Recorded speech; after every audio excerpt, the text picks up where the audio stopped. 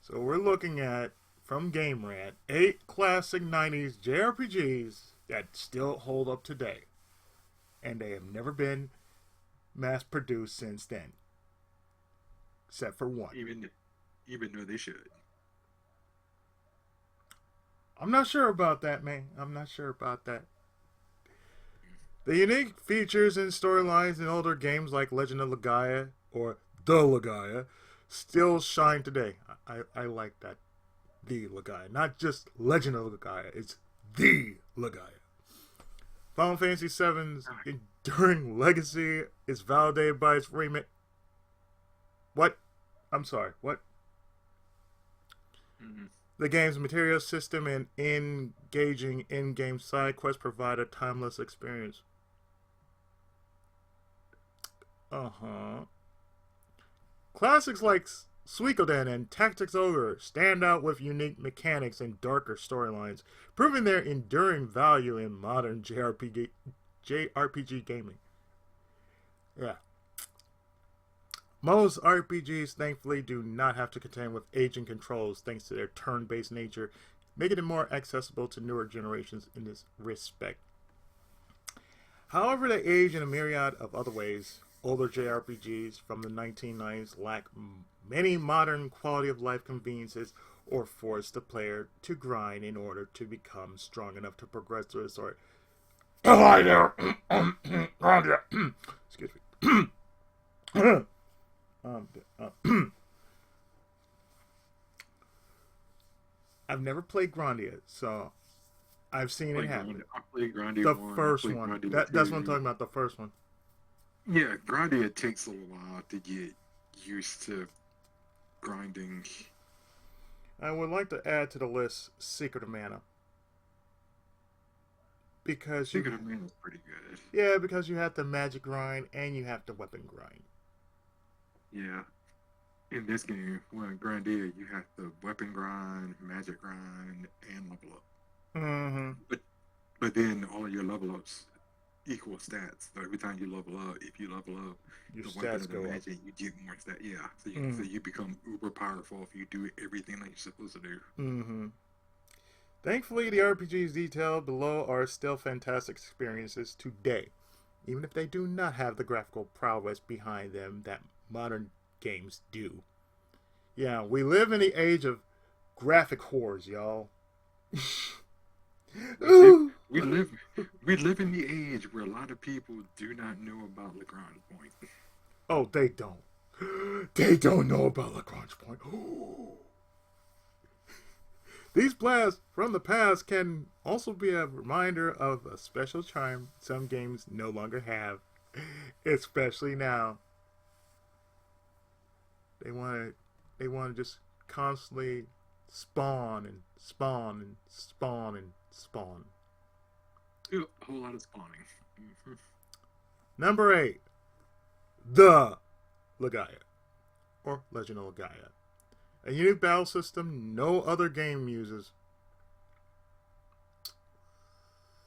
Okay, Yeah, yeah, come on, come on. yeah, PlayStation 2, October 16, 1998, Procyon Contrail. Legaia's main gameplay hook is the combat system influenced by fighting games. I thought that was Xenogears that did that. I thought that was too. Instead of a basic attack, every character's turn consists of a combination of punch and kick inputs. Put in the right combination, and players will unleash a special attack. Like Xenogears! The fact that this system has never been replicated makes it worth playing today already. Xenogears! The story has a unique twist on the standard hero's journey through a dangerous world to rid it of evil. A dangerous mist covers the land that makes monsters dangerous and corrupts humans. Oh, hi, Castlevania. How you doing? Players first pass through a mist-infested town and see the townspeople suffering. Then see them revert back to a human form once they revive the nearby Genesis tree that clears up the mist. Oh, hi, East 10 Nordics. How you doing? Number 7, Final Fantasy VII. A legend that lives up to its reputation of being milked to death, of course. By the following: PlayStation, PC, iOS, Android, Switch, Xbox One, PS4. Came out January 31st, 1997. Back when Square Enix was referred to as Square Soft. There's a ton of information out there on why Final Fantasy VII's one of the greatest games ever made. The remake trilogy is not evidence that the game no longer holds up. It's a validation of its legacy.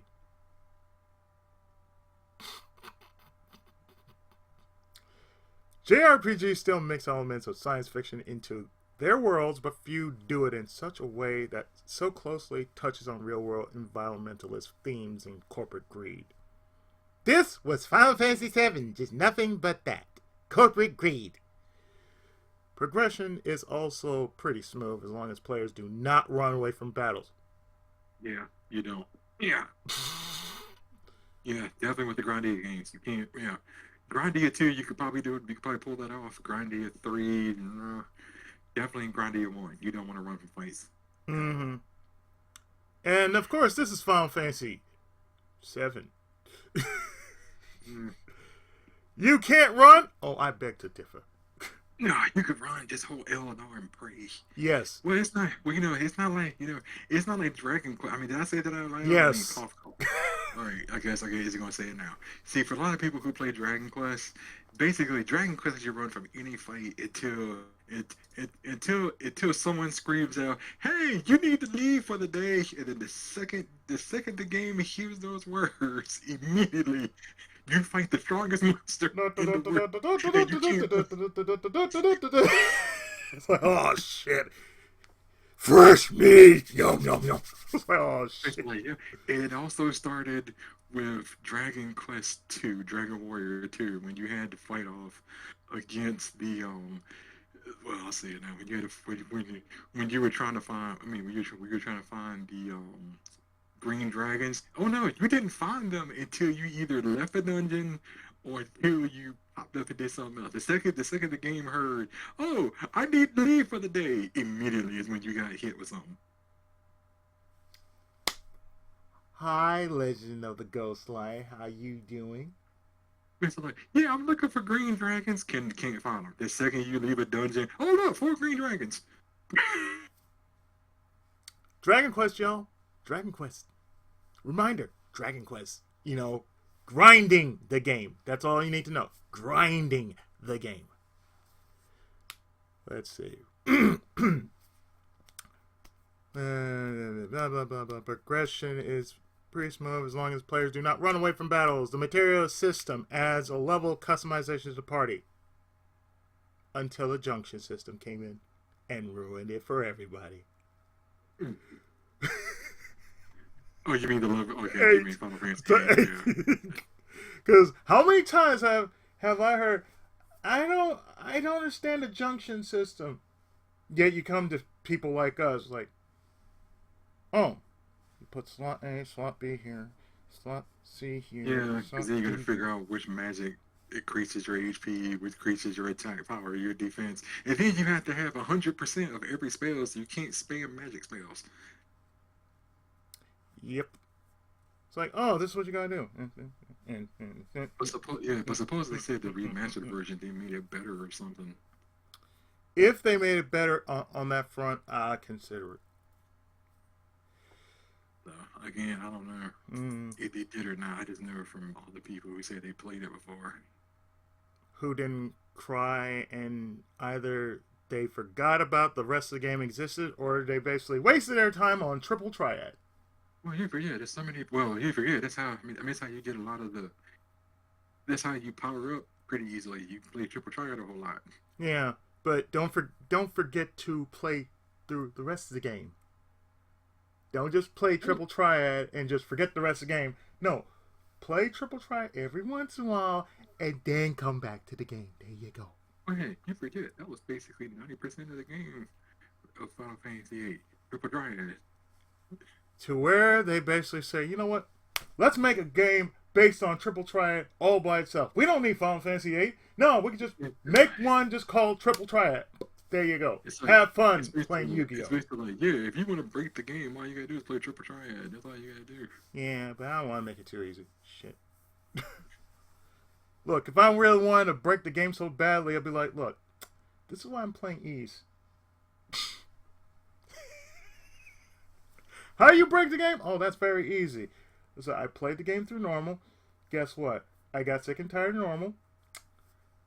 All I did was I just completely leveled up. How come you're doing this much damage? Skill mastery. Yeah, got a point. Yeah, yeah, that's how you do it in East 10 in Nordics. The second you, the second you open up the skill, oh, it's on. Party members have their predetermined strengths and weaknesses, but everybody has access to the same abilities through the material players can fit into the weapons, into the character's weapons. Into Final Fantasy VIII, when they made them generic. Oh yeah, by the way, you're stuck with your base weapons until you basically upgrade them to something else. Well, at least they fixed it in 9. They fixed it in 9. Yeah. Have fun with playing with the same ass weapon you honestly are stuck with until you actually find parts to make them better. Junkyard Final Fantasy. That's what it is. That's what it is. Junkyard Final Fantasy. Western RPGs always prioritize a fully customizable party, but it's not common in JRPGs, especially in the mid-1990s. True. The last boss might prove a particularly difficult fight, but the end game is filled with enough side quests to make training to a higher level engaging and fun. I don't know, man. I didn't like trying to get knights around. I never got knights around. Me either. It's like, hey, did you ever get knights around? What's that for? I gotta wait.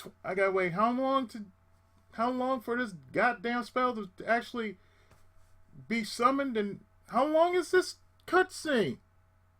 Hold on, let me pause the game for a moment. I'm gonna get myself a sandwich. I'll be right back.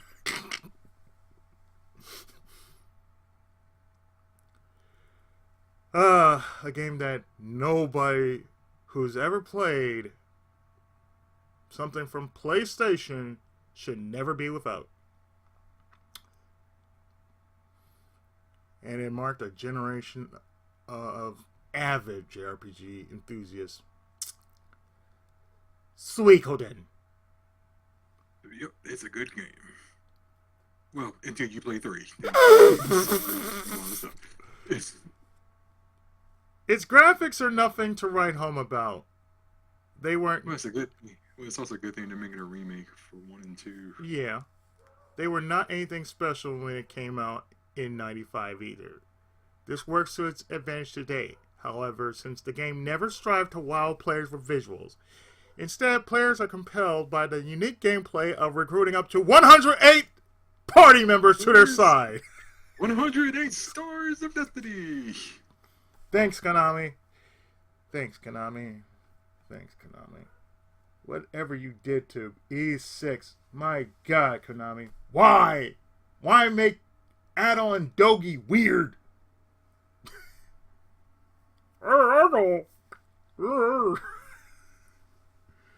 That voice act, I swear, that. It's like, I wonder why I stopped playing the PS2 version of Hacker the Pitch. I'm like, why did I stop?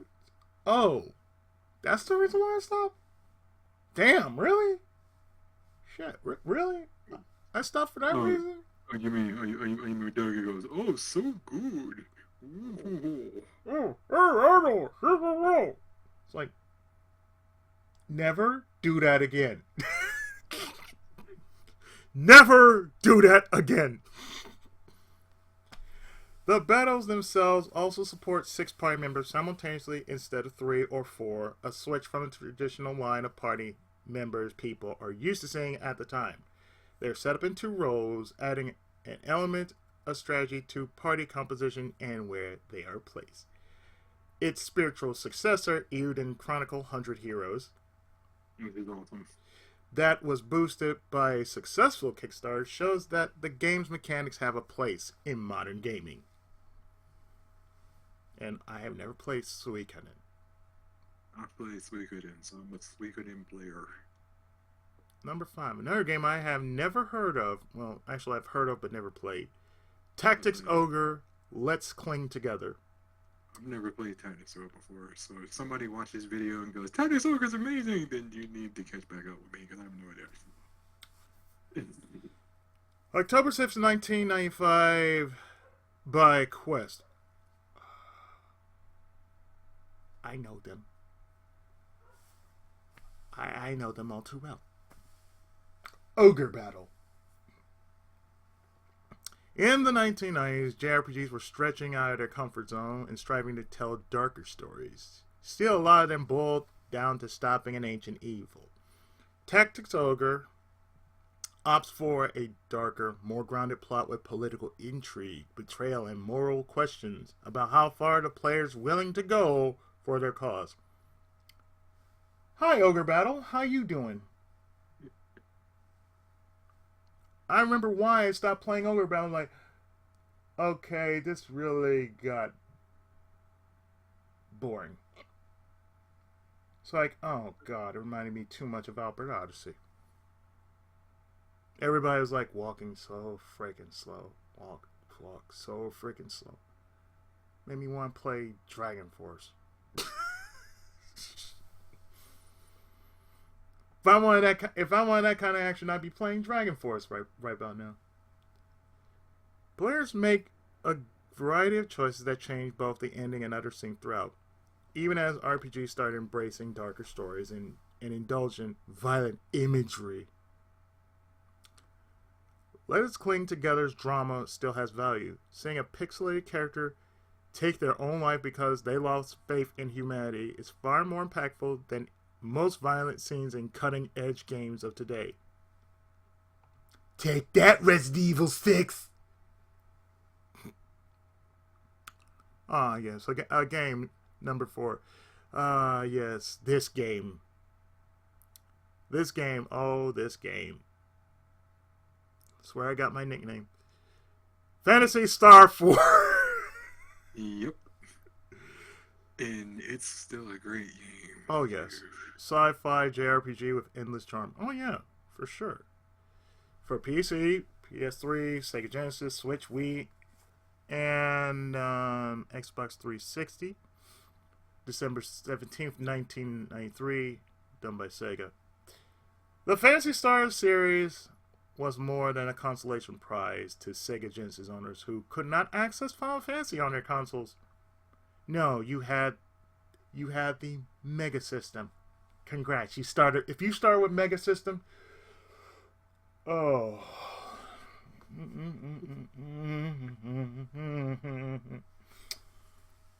I started with Sega Genesis, so I want to talk about 2. Yeah, 2. The series was unique in its own right with a focus on the cosmos as opposed to medieval-inspired setting. The gameplay is intuitive, characters are jolly and feel like friends to the player, especially Rune when he talks to the player and says, hey, don't even think about taking on Zio at this rate. It's like, the fuck you say? Yeah, and then you try, and then you realize, oh, I got my butt kicked by Zio. Then you go back with Pistan. You need this one item. Remember, yep. You're not going to take on Zio like that, not without this item. You better go. It's also relatively... Wait. Let's see. Friends to the player and navigation is easy to understand. It's also relatively short for the genre, so it never overstates its welcome. I wouldn't know about that. I mean, Consider what's short. That's not short. Phantasy Star 4 is the most refined 16-bit RPGs before the newer generation started experimenting with the format. Like how 2002's Resident Evil GameCube remake was the perfect example of that type of survivor horror before the genre evolved. Their polish makes them hold up to the best the genre has to offer today. Upon release, a Phantasy Star 4 cartridge cost $99 in the US. Yep, it was expensive. And if you were to go to, say, a retro shop like World 8, you wouldn't want to see the price that they would have it at World 8. You really wouldn't. Yeah, I don't think I even know how much it is, how much it costs. I wouldn't even want to know. Number 3. Yes, this one was a Sheena request. Parasite Eve. Survival horror meets JRPG. Yay. Which one? The first one. With the first one? It's Parasite Eve. Oh, yeah, Parasite Eve 1. Mm-hmm. Gotcha. It's part JRPG and part survival horror. Everybody's favorite game of all time. Only because of Aya. She's in the second game too, but people go, the second game's terrible. Yeah, that's what they said about Xenosaga.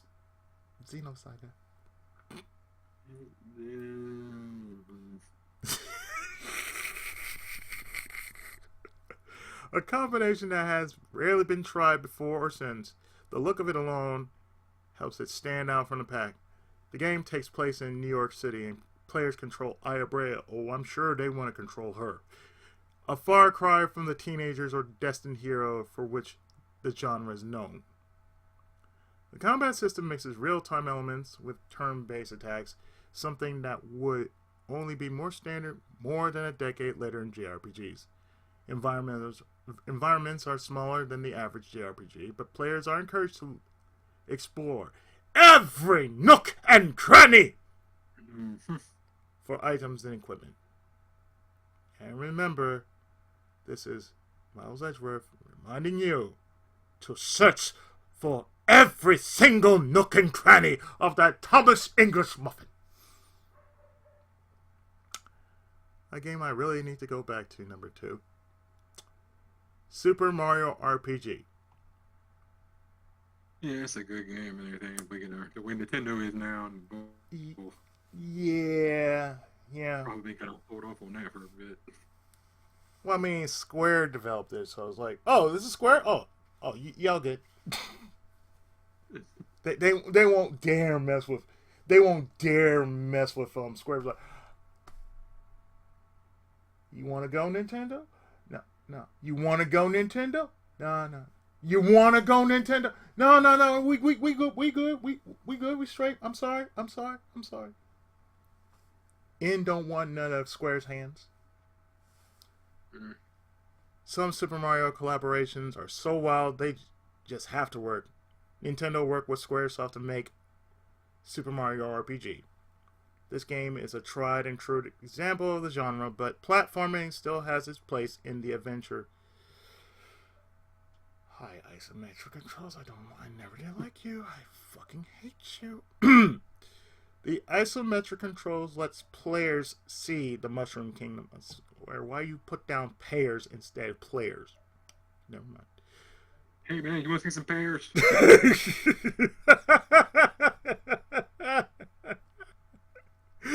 No, I don't want to see no pears. They look good though. Can I have one? Oh god. And its characters in a way that they never had before. Combat's familiar, but includes timing-based mechanics to make each hit an engaging minigame. Yep, and there's a lot of RPG games that follow that same format. A lot of them are on Steam Mario and Luigi Superstar Saga. There's a lot more than that, dude. Mother 3. There's a lot more than that, dude. Oh, I know. Oh, how I know. Oh. Yep, they all follow the same formula. Even with the other RPGs starting to plumbers since then, nothing has ever really felt like Super Mario RPG. Especially if you play it on Switch, it makes it much easier. I'm like, nah, let me have the Super Nintendo version. Thank you. And number one, which nobody will ever stop talking about, because Sea of Stars was based off that, Chrono Trigger. Chrono Trigger is awesome. A beautiful time travel journey. It really is. Here it comes, y'all. It's like, okay, so here it goes. Ryu and I, we kind of threw out a challenge on ourselves. He threw out Chrono Cross. I said, to do Chrono Cross. and I said, and I said, if he's gonna do that, I got to do the game that leads into Chrono Cross. Radical Dreamers. You would do Radical Dreamers there because of all the reading and stuff. I already have problems trying to read enough as is. But I will gladly take the challenge. Like, let me see if I can actually read this. It's like, okay, let me make sure I can actually read this. I'm pretty sure I can read this. I will do my damnedest to put some character and some life into that fucking book. I can tell you that right now. I bet you. And so here we go. I think I might need to play that other game that I have. Not Princess Crown. It's that Ubisoft game. That other Ubisoft game I have other than South Park. Mm-hmm. God damn it! Now I can't even think of it right now. I don't know. It has a princess in it. Crown of Light, I think it's called. Yeah, I think it is. I don't know. I forgot. Probably somebody in the comments will probably say, it's this. Oh yeah, thank you. You don't have to scream. I don't know. Somebody probably has no idea what you're talking about. Like, I don't know what you're talking about right now. But it's also Monday too, so nobody knows what you're talking about right now. It's Monday somewhere in the world. It's also 3 a.m. somewhere in the world. Also true. And when I put this up, this is gonna be on a Sunday. So they won't ever know. Chrono Trigger has stuck in gamers' minds since its 1995 release for good reason. Oh yeah, it's been everywhere. It's been on SNES. It's been on PlayStation, PC, DS, Android, iOS. Oh yeah, they basically cornered the market and said, "Hey, we haven't forgot you, fam. Here." Yep. Its story deals with the implications of time travel and its ability for it to ruin existence. See, anime. The game world is small, but players experience it in several different historical periods, dating back to prehistoric times and going all the way into a ruined future. On the surface, it sounds like a fun jump through space-time, but there's a melancholic undercurrent throughout the whole game that helps it feel fresh and prevents its older sensibilities from feeling quaint. The multiple endings and the ways to get them also feel modern and will also drive you insane. They don't know. It's like, oh, you want 100% this game? You sure you want to? Are you sure you want 100% this game? You want to get every single ending in Chrono Trigger. You want to 100% this entire game? Because that's what it means. You are going to have to be like totally OCD when you play Chrono Trigger. That's the thing with this game. You will never see OCD the same way you play Chrono Trigger. Because after you go through the main quest, then you're going to be compelled to find every other ending that ever existed in the game just because, oh, you have turned into OCD. You are obsessed with this game now.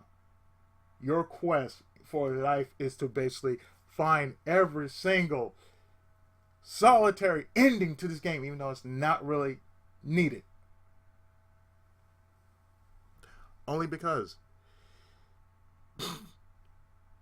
you want to play hard mode? you really want to play hard mode, guys? Guess what? You're going to still have to play that hard mode. I promise you. I totally promise you. You will not. You will not forget. And to add to this, let's see. I found something. Yes. Also from GameRant. Forgotten heroes in classic Nintendo games. Oh yeah. Because most people forget that these characters exist. But then again, when have they ever been forgotten? So we have the following. Lolo! An unsung... Really? Lolo? An unsung NES hero starred in puzzle platformers and deserves a comeback. I'm sorry, but Lolo was in Kirby's Dream Land. Lolo, he's so funny. He was Sorry, everybody. There's a song that I told you. Brittle Floss! Brittle Floss! I didn't know this. Brittle Floss! I'm done! You said... Damn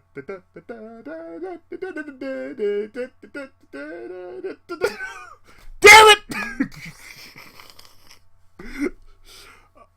For those who are wondering, yeah, if you remember how the Hawking Corporation, or what they know as HAL, they did a series known as The Adventures of Lolo, otherwise known as Eggerland.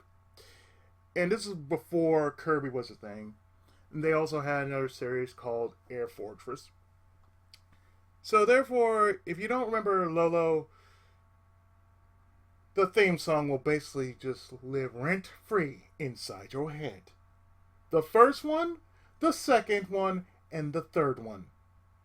Lolo later became an enemy in the Kirby series. Mm-hmm. I don't know how, but okay. He and Lala, otherwise known over there as Lolo and La La La La. Even his main antagonist, Diddy. Yeah.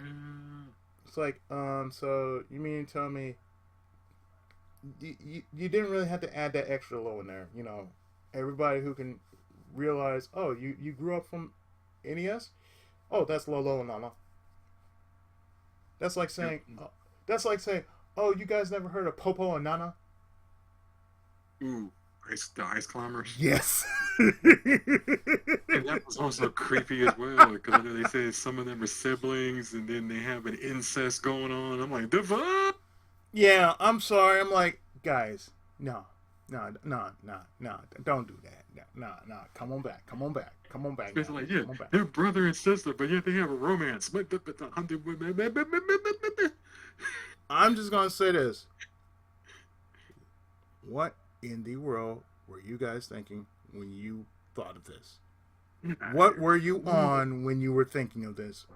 I don't know. When anybody says it, yes, it is very true. As you know, I'm right about that. Mm-hmm. And every person who knows about the ice climbers knows I'm right about that. There's some ancestry stuff going on. Mm-hmm. And it's never been explained. Just like some creepy ass shit going on.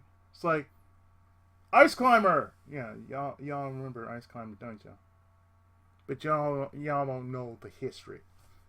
Don't worry. You best not try to dig in that. Yeah, Number 2. Really? I'm sorry. But The last person I've seen, he was in a Smash game.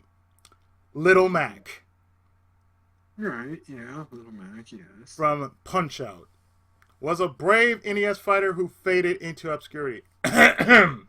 No, he Yeah, didn't. then he came back in the remake, but yeah, they Yeah. took out. But yeah, they didn't add in Mike Tyson because everybody wanted a fight with Mike Tyson instead of just what's his name? Um, Doc Lewis. no, Or no, no, not no, the no, Mr. Dream. Mr. Dream. My bad. no, Mr. not Dream. Mr. Dream either. No, it was with Super Macho Man? no, it was with Sandman. That was the final boss. Was Sandman. Oh, I'm sorry. What? No. Yeah, they were like in the sequel. He's like, yeah, he's the world champion. It's not Mike Tyson. It's Sandman. Man, a lot goes down after you lose license with a game series. It's like after Mike Tyson lost the license to slapping Punch Out, because he did have a sequel. Right, It was called Power Punch. right. It was going to be called Mike Tyson's Power Punch, which was going to be the sequel to Punch Out, and it was jank as shit. I'm not surprised. Let's see, Little Mac. Let me see. He was in 3 games. He was in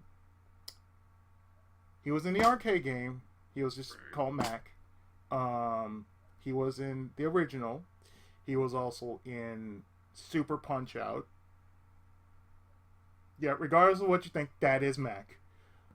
He was in the Wii remake, and he's also in Smash. So therefore, he's no longer a faded, obscure character. He's very much still in the game. Mm-hmm. Let's see, number 3. Takamaru, a samurai from the mysterious Murasame Castle, otherwise known as Nazo no Morisamejo. Needs a return for a challenging quest. Yeah, about that one. Takamaru is still a character. He's just in a Samurai Warriors game. The last game I've ever played was the 3rd game. He was in the 3rd game, in which they had a side game called The Mysterious Murasame Castle. So no, it just needs to be its own game. Because I see where they were going with it, but the thing is, it just needs to be its own game. And let Tecmo, just let Koei Tecmo take over. Just let them have rights to the character. It's been shown that they can do wonders with an original character, because all they have to do is say, "Oh, let's just do this." It's like build a world around it. That's all that's really needed. Through decades of producing some of the industry's most celebrated and influential games, Nintendo has accumulated a vast roster of original characters from Mario to Link, all the way up to Fox McCloud and Kirby. Nintendo isn't at a loss for iconic characters, but for a large roster as Nintendo boasts, some characters would inevitably get lost in the shuffle and deluge of classic titles over 4 decades of development.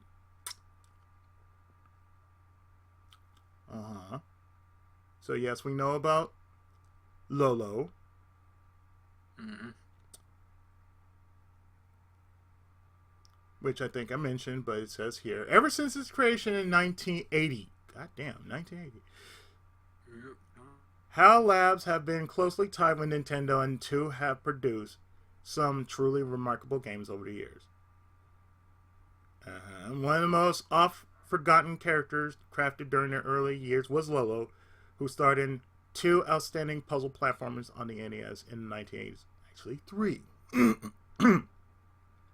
This adorable little blue ball of charm was an unsung hero of the NES, as players would control Lolo in a quest to solve challenging block puzzles and rescue Princess Lala. The Adventures of Lolo was one of the NES most overlooked games, and it was the debut of the spunky little hero. These days, Lolo is one of Nintendo's most neglected characters of the NES era, aside from a brief referencing Kirby's Dream Land. Lil Mac, boxing champion that toppled Mike Tyson, left in the dust. Hell, he did a better job than Jake Paul, that's for damn sure. I never watched that boxing. I know. I had to take a jab at it. I had to take as many jabs as I can for this. I think there's a lot of jabs that's been going on. Oh, yeah, because, the media's having a field day with that. Yeah. Punch-Out was one of the most popular games on the NES and starred a feisty little fighter named Little Mac, chronicling his epic rise to the ranks to face off with the legendary Mr. Dream Mike Tyson. This surefire NES classic was the debut of Little Mac and saw him as one of Nintendo's bravest heroes. Did I say heroes? Heroes! I can English. The bravest harriers. The bravest heroes. The bravest heroes from the 1980s. I swear I can read. I told you can't read there. Art direction will always be more important than graphics. Yeah, that's true. When it comes down to it, and there are a few NES games that still look amazing today. The following years wouldn't be so kind to Lil Mac, however, as he would star in a few sequels and fade into obscurity. I don't know, man. I mean, he still looks good in Smash. He was one of Nintendo's most fearless fighters, going up against an entire squad of boxers that dwarfed him. Though he has made few guest appearances over the years, Little Mac's a primetime superstar is a ship that sailed long ago. Takamaru, I think I mentioned him. The samurai that conquered Murasame's castle needs to return. I also mentioned that it was also in Samurai Warriors 3! In 1986, Nintendo released the Japan exclusive known as the Mysterious Murasame Castle, or Nazo no Murasame-jo, which stayed in that region until 2014. In it, players control Takamaru, a samurai who must infiltrate and conquer the eponymous Murasame Castle to gain 4 magical gems. These gems are the only thing that can defeat Murasame. As Takamaru goes on, one of the NES most challenging and dangerous quests. Yeah, but it pales in comparison to the Tower of Juwaga. This brave samurai only started in a single game, one that didn't make it outside Japan until 2014 and sadly been lost to time. I don't know about that, man. I mean, if you brought out the tune, there's hope. And if you basically brought him over to a different franchise, there's still hope. His unique and colorful outfit still stands out today, and his quest to destroy Murasame is one of the most underappreciated gems that Nintendo has ever crafted. And this one. Now, most people don't know this one because if you ever grew up in the 1990s like we have, and you still had Nintendo, but you couldn't get Zelda fresh out of your mind, we got you. It's called Star Tropics. That is like one of the most underappreciated games that Nintendo has ever made because of one character. Mike Jones. Mike Jones, y'all! Mike Jones! Yep, and then somebody got up and said, "Let's make him a rapper name." Which was... Oh my god, that sure is helpful. Who, Mike Jones? Who, Mike Jones? Who? Yeah, he basically said "who" so much you're gonna remember his damn name. Remember my name. Who, Mike Jones? Who, Mike Jones? Who, Mike Jones? Oh my god. Brave teenagers. I can see this now. I Oh know it. man. How dare you mention this about our refer? Blah blah blah blah blah blah blah blah blah blah blah. Brave And here, man, they will never get enough of this. Brave Teenager stars in one of Nintendo's best hidden gems. They weren't hidden to me. I never really played Star Tropics until later on in You life. never really played Star Tropics, Yeah, and you know who else said that? Doc, and Doc, he's only played the first game. yeah. He's never played the second game, although there are few people who have ever heard the second game. Zoda's Revenge. Yeah, I think they call it. yeah, Zoda's Revenge. It's on Nintendo, Wii, the Wii U, and the Switch. Of course it would. Released December 1st, 1990. Developed by Nintendo. Of course. It's an action adventure. Influenced heavily by The Legend of Zelda. Star Tropics was an attempt to expand into the Western market and appeal to a different audience. And one way of doing that was with its protagonist, 15-year-old Mike Jones! Who? Mike Jones!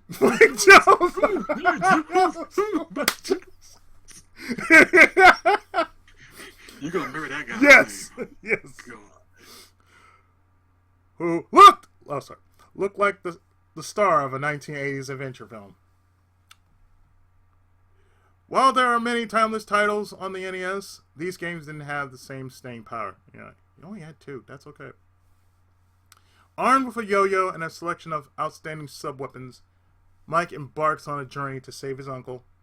Mike's a fantastic character and one of the NES most tragically forgotten heroes. He would be a perfect fit for Smash Brothers, or better yet, a full-fledged remake for the Switch. You know right now Smash only has a specific amount of people. They wouldn't allow him on Smash. The only way he would actually be put onto Smash, petition. They would have to petition the hell out of Smash in order to say, look, we want this character. It'd be the same thing with Lolo. Oh yeah, slap Lolo in there like, who the hell's this dude? They already petitioned one character. What was it, Pit? I think they put in, because they petitioned, no Pit, it was somebody else they petitioned. Because I can't remember who it is. It couldn't have been Mega Man. No, it wasn't we don't talk about Mega Man. Yeah, we don't talk about Trucker Man. I'm sorry. We don't talk about Trucker Man. we don't talk about box art Mega Man. Oh, bad box art Mega Man. Oh yeah, the wannabe Flash. Aha. That's why if you look at the bad box art version of Mega Man, he does look like a jacked up version of Flash Gordon or maybe Buck Rogers. It's like, that's the only thing he's missing is a girl by his side. Oh shit. Oh, I'm sorry. If they ever made Roll into someone like Wilma Dearling from Buck Rogers and made him into Buck Rogers, like, oh shit. Who's that supposed to be? His sister. Are you kidding? I'm like, no, that's his sister.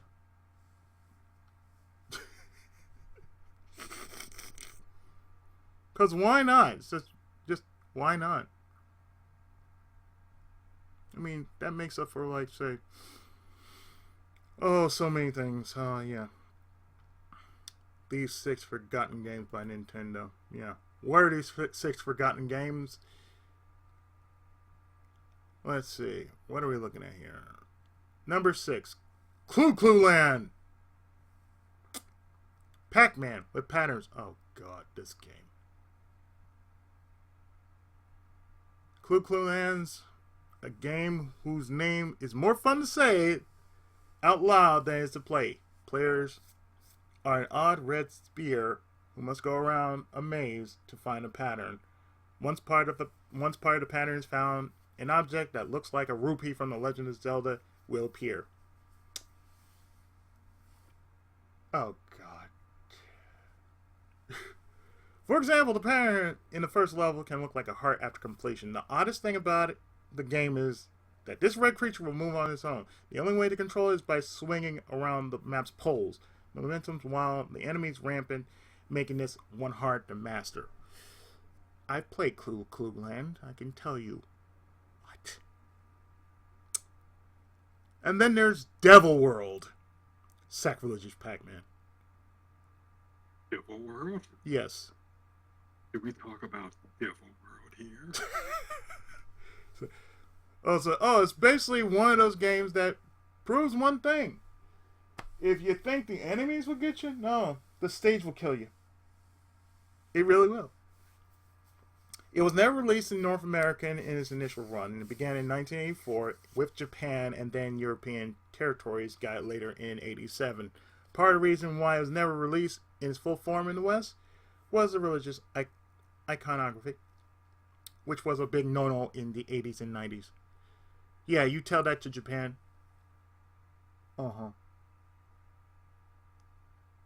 Like Clueland, Devil World was similar to Pac-Man. Players would have to grab a cross from the maze before they could pick up pellets. Also, creatures on the bottom of the screen turn the crank that switched the camera angle at the behest of a demon at the top of the screen, which made navigating increasingly difficult. It's a bizarre title from Nintendo. Reminder, Nintendo. Nintendo! Number 4. Donkey Kong 3. Oh, Donkey Kong? Yes, Donkey Kong 3. Oh no, not the bees! Donkey Kong. Yes. I could so see in there 40 would say every time my coconut gun all over again. Yes, that coconut gun. He had the coconut gun. And then the game that's Donkey Kong 64, where I swear the announcer sounded like he's having an orgasm. No. It's like, what were you doing before you were saying this? Never mind. Don't wanna know. Donkey Kong is a classic arcade title that most have probably played or at least seen. The sequel of Junior is probably a bit more obscure, but still known. Donkey Kong 3. However, it's a wild departure for the series in many ways and has to be unpacked. First, Mario's not the star. It's some random exterminator that was called in to deal with pests that Donkey Kong was unleashing from things like hives. Yes, Stanley. Players had to fight off bugs while trying to push Donkey Kong up a series of ladders to get him to knock down these hives. There was a tower defense element too, as players had to protect the flowers from the invading bugs. So basically, what were you doing? You were shooting Donkey Kong up the ass. The entire time, that's what you were doing. Shooting Donkey Kong up the ass. With some DDT. Number 3. Gumshoe. Another one from Nintendo. There's a genre that Nintendo doesn't deal with anymore. Light gun games. And of course, if you grew up with a Nintendo Entertainment System, you knew about the Zapper. You know about the Zapper. Oh God! And you know what you had to do with the Zapper? It was so bad that basically you had to sit up close to the screen. Just to play it, yeah. Yeah, but just to make sure you were accurate enough. Because if you played at a certain angle or at a certain reach, it's just not going to pick up. But if you, I'm glad I'm not the only person that did that, too. Yeah, I happen to do that. It's like, I had to lean in forward, had to do this. Boom, boom, boom, boom, boom, boom, boom, boom. What are you doing? I'm playing Duck Hunt. That close? You're going to ruin your eyes. Tell Nintendo then. I'm trying to shoot the damn ducks. Well, hey, that's bad. Wait till we too got a bazooka, also known as a Super Super Scope Scope 6! Yes. Yeah, that was inaccurate as well too, because you Oh, had to have hi, six Yoshi. batteries, and you didn't want to have Dollar Store brand. Oh, hi, Yoshi Safari. Well, all I had was just the original, Yeah, but the game that came with the yeah. GameRant. But You know, that was the one that was like, oh, you got to have this one because it's Yoshi. Like, yeah, I didn't really play Yoshi yeah, Cookie. That's probably sad and depressing. Yoshi Safari. Yeah, I played Cookie. That's for sure. Safari Cookie, whatever it is. Mm, Yeah. let's see. The genre used to be popular as a whole in the 80s and 90s, especially in arcades, although consoles were inundated with them as well. Nintendo made games like Duck Hunt, Hogan's Alley, and Wild Gunman. Hi, Back to the Future. That worked with the NES Zapper. Draw harder. We talking about the good one or the bad one? Because I don't know which one we're talking about here. We can say Back to the Future. 2. Ah, yes, the bad one. Yes. We're not talking about the one that was like. They're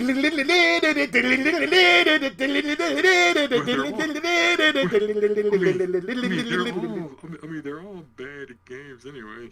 Yeah, but that one, But the I first just one's remember Back to the Future. I just remember about Back to the Future 1. Yeah. That's the first one because all you heard was Power of Love sped up super quick. I'm like, Yeah, because they did that to try to get away from copyright. I'm sorry. I'd rather take the MSX version. Thank you. At least that version, like, oh, I'm hearing Johnny Be Good. Like, it's like you're trying to speed up Johnny Be Good. I'm like, how dare you? That's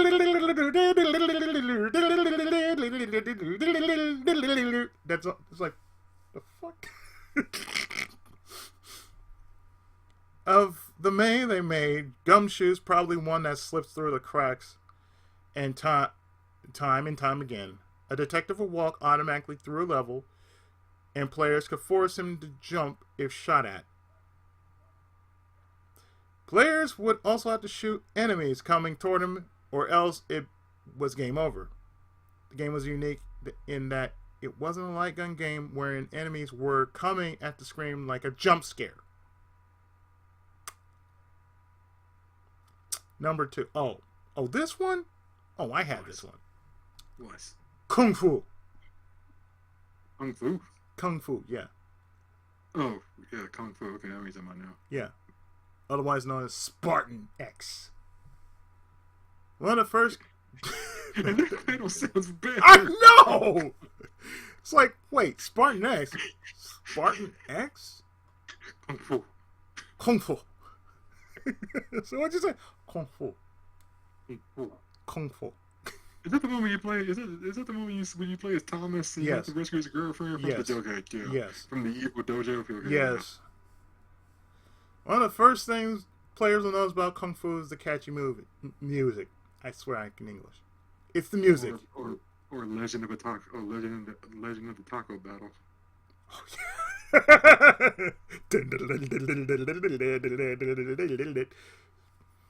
It's on loop, and perhaps eventually it will grow tiresome. But it's a retro bop for sure. Technically, the game's a brawler, but one that's faster paced. Enemies will come toward players in large rows as they scroll through a level. They could be punched or kicked, and that was it. This was developed by Nintendo, but it's another company's arcade game, Kung Fu Master, from IRM. As a bonus fun fact, the game's known as Spartan X in Japan with both NES and arcade versions. What did I just say? And number 1 on that list, well, hot damn, Star Tropics. Well, dang, we got all the way back to Star Tropics. Good. Yeah, I know, right? Twice in one review. Star Tropics was the American branch of Nintendo's attempt at making an entry in the Legend of Zelda series. The Legend of Zelda. Yeah, Zelda. I I swear my lip is coming off. I swear I can read, people. I swear I can read. It's The Legend of Zelda. Players would go through a series of islands as a young child. Mike, who was tasked with locating his kidnapped uncle, most of the game is played from a top-down perspective, and this style makes it look like early Final Fantasy games. Once a dungeon was entered, however, the perspective shifted and Mike got bigger and more detailed. A yo-yo was the main weapon, although more pieces of gear could be collected during the adventure. There were 2 games on the NES, and then that was it for the series, save for the Easter eggs like in Super Smash Bros. Ultimate.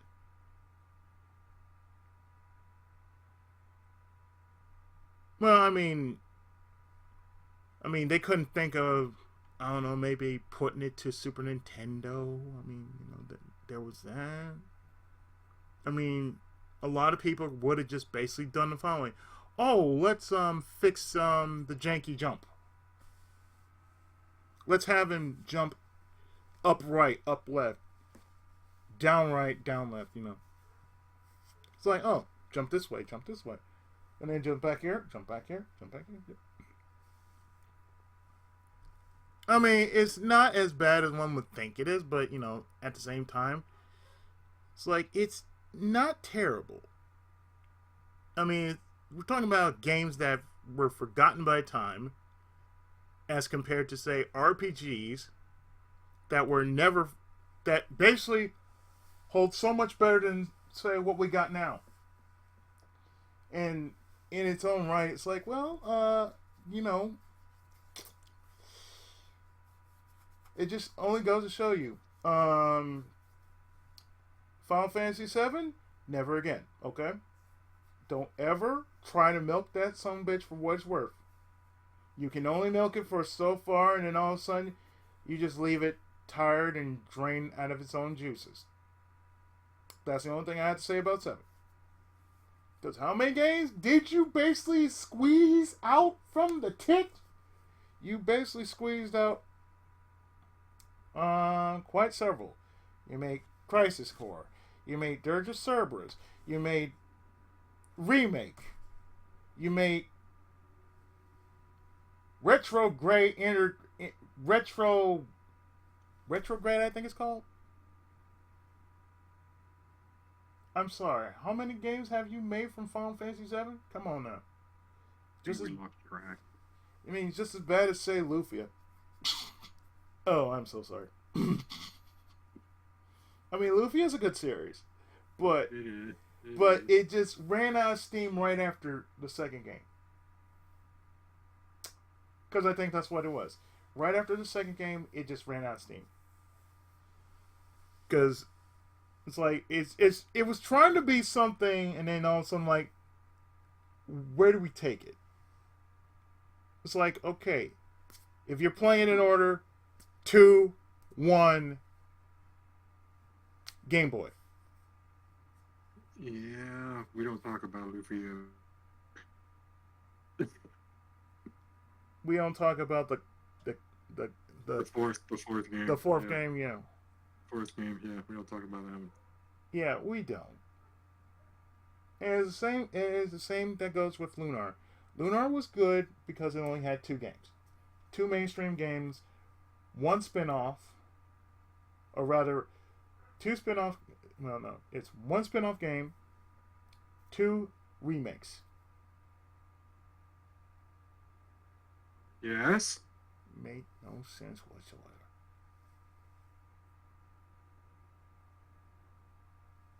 Because you had Lunar 2 Eternal Blue, Silver Star Story, which was the remake of 1, Eternal Blue Complete, which was the remake of 2. You also had Lunar Legend, which was the remake of Silver Star Story.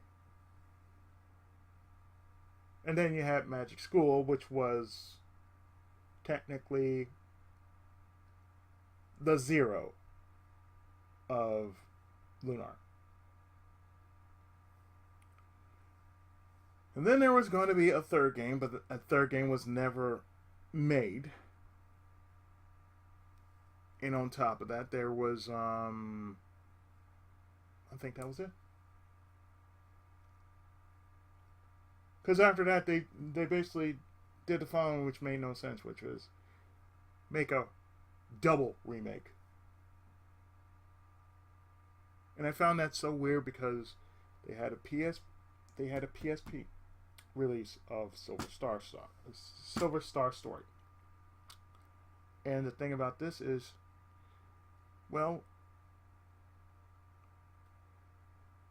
it could have been its own game. It could have been a third game in making.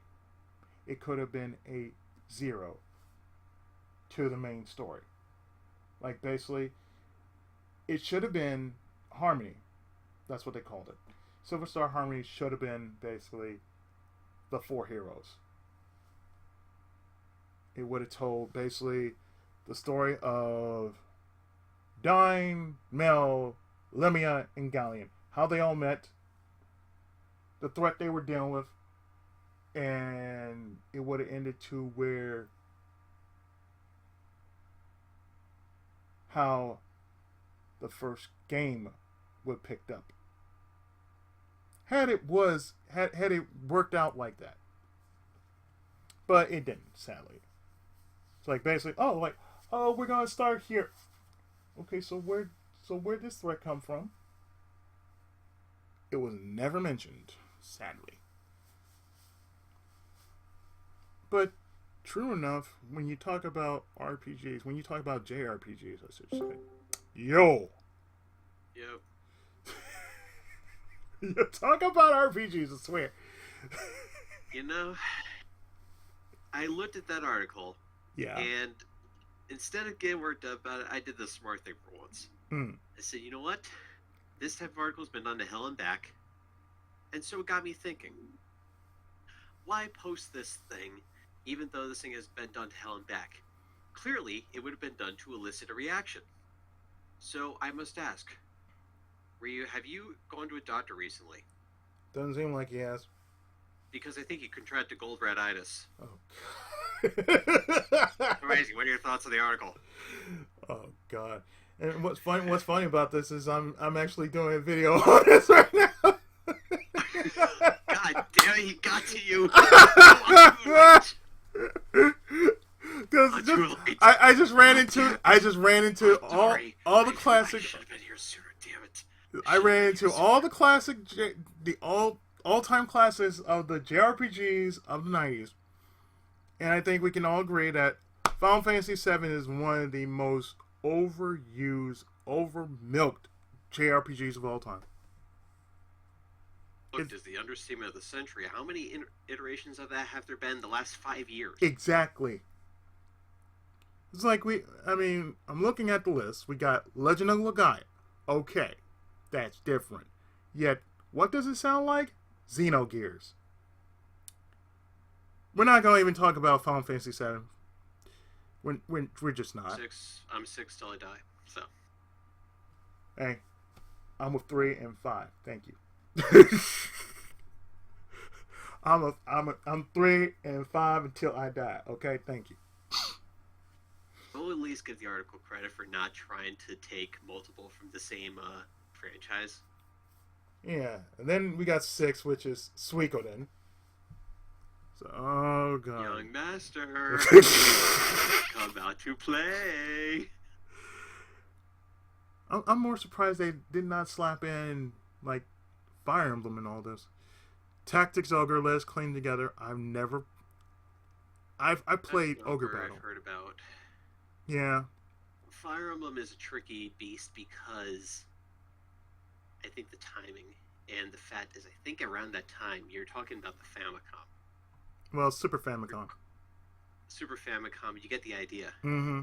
The first Fire Emblem game to hit the States was 7. Mm-hmm. Which is Blazing Blade.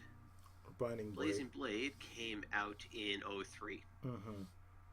So I believe that would have been it. I'm 99% sure that they would pick Genealogy. And that's when they were still overrated, but hey. and this is when fan translation was coming right out from the gate. Because as soon as that was happening, oh, guess what? We got a fan translation of this game, this game, this game, this game. What's this one? Thracia 776. We don't talk about that one. So what about this one? Genealogy of the Holy War? What about this one? Gaiden. What the hell's Gaiden? We don't talk about that. So what about this one? Shadow Dragon. What? That's the first one? Mystery of the Emblem. What the hell? It's like, nah, I'm good, thank you. And then we have Phantasy Star 4. I said, okay. Okay, Ryu's wet dream. So thus I got my nickname from a video store because of that. Because the clerk always saw me picking up this game. And I remember every time the weekend rolled around, this is what I did. Took this game, paid $2.50 just to rent it. I play it for a couple hours until I basically said, okay, I beat this thing. It's like, take me 5 hours. Like, what are you doing? I'm playing this game. For 5 hours? 5 hours. But you know you gotta take it back. I know, tomorrow. So, but I will play this for 5 hours. I will pay another $2.50 just to play this game. Okay, and number 3 was Parasite Eve. I haven't played it, but was surprised to see it on there. Yeah, I played it, and I could just say,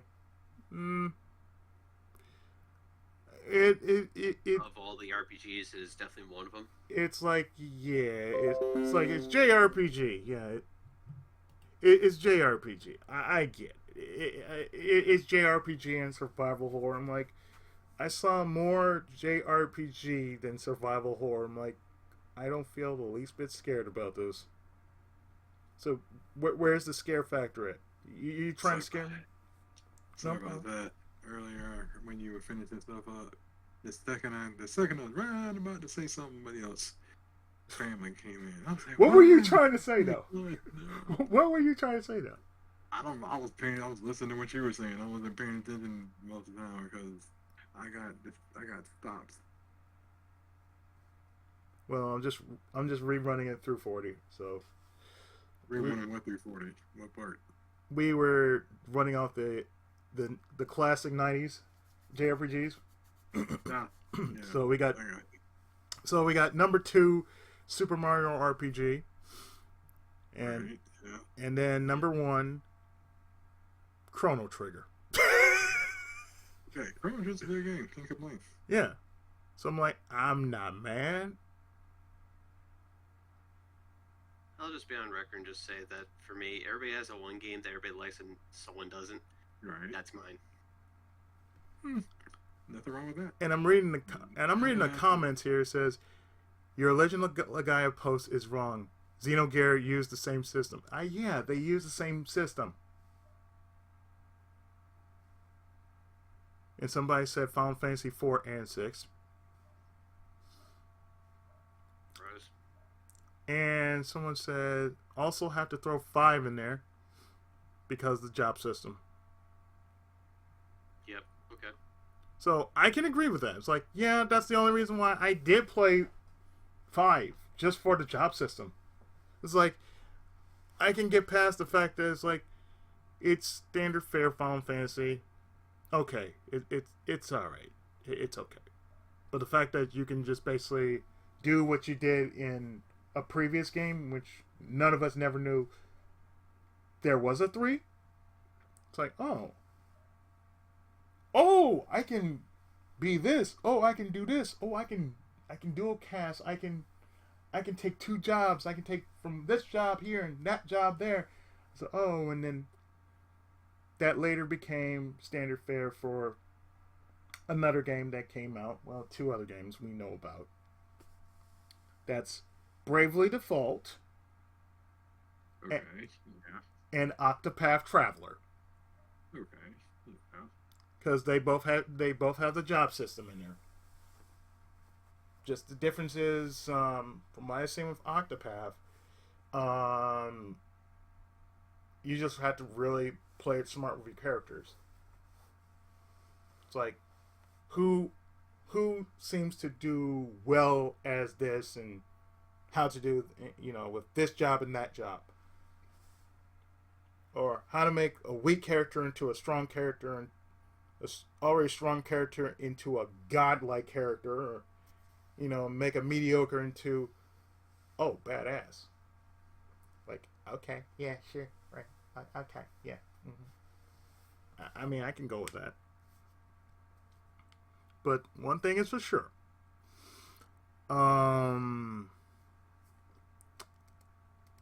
It will never be as good as what we have now. What we have now, as far as JRPGs are concerned, with the exception to, say, Falcom, JRPGs are actually much better than what Western RPGs are now. Because, yeah. No kidding. Yeah. BioWare, yeah, y'all don't look too good. Yeah, taking the piss. Yeah, Bethesda, y'all okay over there? You still on the pot over there? Okay, you still on the pot over there. Oh, okay. That's a sad thing too. It's like, yeah, like it's like even Rockstar. I'm like, Rockstar. I think they've gotten stagnant. Yeah, because they hadn't done anything good since what? Red Dead Redemption. It's like they ran out of steam right after GTA. But I think Red Dead was basically, for me, I feel Red Dead was basically their saving throw. Because don't get me wrong, I did enjoy L.A. Noire, Mass Effect. I can't say nothing about Mass Effect. It's like that was probably my only completed Western RPG I've ever played, and that actually beats out Dragon Age Origins, which actually beats out every other game past 2 and 3. Like, okay, it will never be as good as the first game. I said, Dragon Age Origins will always be superior to the later games, just because it just had this flow that was like so much better than, say, what you got now. I think a lot of people have said that. Mm-hmm. And I believe it. It's like you had the perfect thing. You could have just stopped at Dragon Age right there. You didn't need to go further with 2 or 3 or even with this one. Like, nah, you don't need that. No. You really want the experience, just play the first game, one and done, and keep walking. If you want to experience more, that's where you play Mass Effect. And funny thing too, 40 here sent me Mass Effect as a joke. The 2007 version. Sent me the 2007 version. Like, what the hell is this? So I was like, okay, what is this? Then all of a sudden, I played the PS4 version. Like, holy shit. Holy shit. Yeah. I couldn't stop playing. There's a reason why those things got really popular. Because I'm like, holy shit. Hey man, holy shit. Holy shit. And then my girlfriend said, so I see you play Mass Effect. How was it? I said, wow. What ending did you get? The sacrifice one. And she smiled. She's like, I knew you enjoy that one.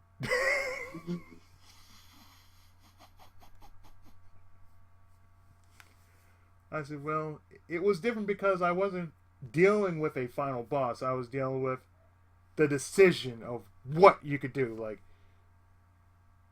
Do you really want to go through this? Or do you really want to send everybody to hell? That's it. Okay, so I have a choice of just saying, thank you, fuck you, the star is here, or fuck you guys, I'm going home.